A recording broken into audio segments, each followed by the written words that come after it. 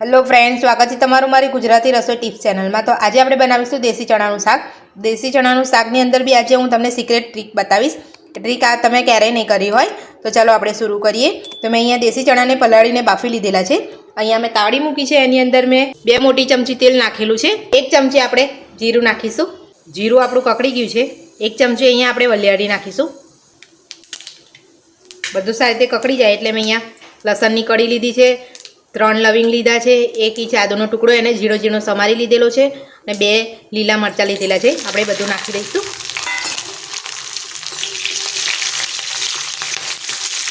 બધું સતળાઈ ગયું છે। એમાં આપણે 2 મીડિયમ સાઇઝની ડુંગળી આ રીતે લાંબી સાઇઝમાં કટ કરી લીધેલી છે, એ નાખીશું।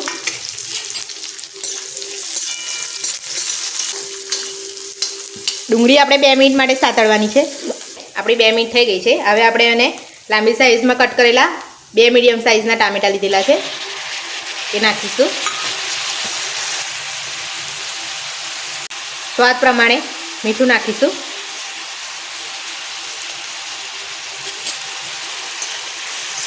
ટામેટા ઉપર મીઠું નાખીએ એટલે ટામેટા જલ્દી ચડી જાય।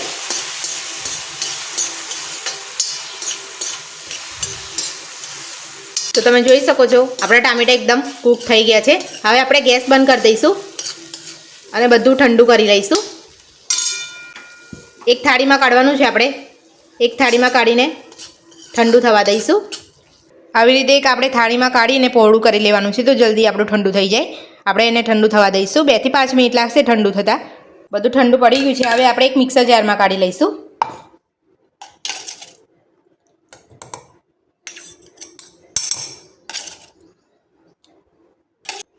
મિક્સર જારમાં બધું કાઢી લીધું છે। હવે આપણે એને પીસી લઈશું।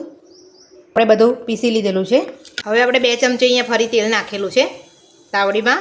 એમાં આપણે નાની અડધી ચમચી હિંગ નાખીશું। હિંગ થોડી ગરમ થાય એટલે આપણે એમાં આ પેસ્ટ નાખીશું।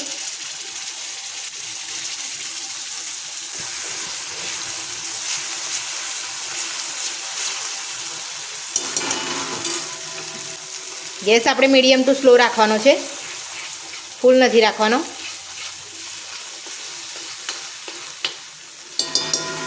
એક ચમચી ધાણા જીરું પાવડર, અડધી ચમચી ગરમ મસાલો, અડધી ચમચી તીખું મરચું, અડધી ચમચી કાશ્મીરી લાલ મરચું, અડધી ચમચી હળદર, બધું આપણે મિક્સ કરી લેવાનું છે।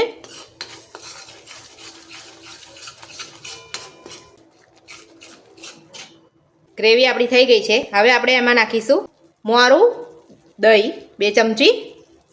દહીં નાખ્યા પછી આપણે એને બરાબર સતત હલાવવાનું છે, નહીં તો આપણી ગ્રેવી ફાટી જશે। તો આ હતી આપણી એક સિક્રેટ ટ્રીક।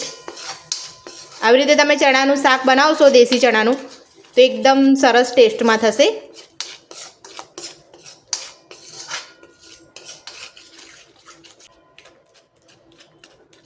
તો તમે જોઈ શકો છો આપણું દહીં ફાટ્યું નથી, એટલે આપણે એને સતત હલાવતા રહીશું। બધું મિક્સ કરી દઈશું અંદર નાખીને, તો આપણું દહીં ક્યારેય નહીં ફાટે। આપણે નાખીને એને રાહ જોઈશું તો વાર લાગી જશે, તો આપણું દહીં અંદર ફાટી જશે ને સ્વાદ પણ બગડી જશે।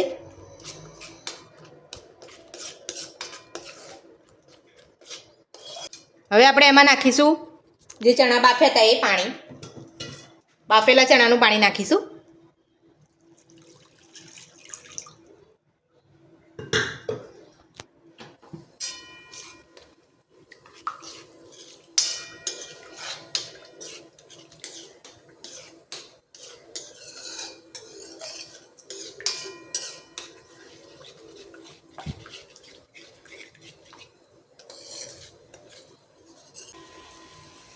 બે મિનિટ માટે આપણે એને થવા દઈશું। હવે આપણે એમાં નાખીશું 1 નાની ચમચી ખાંડ,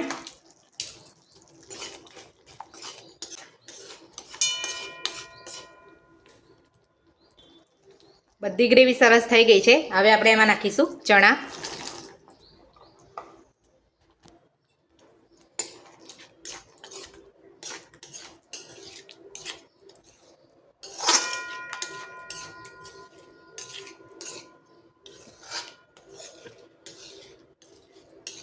અને આપણે 2 થી 5 મિનિટ માટે થવા દઈશું। ઢાંકી દઈશું એક ડીશ। 2 મિનિટ થઈ ગઈ છે। આપણે ડીશ ખોલી લઈશું।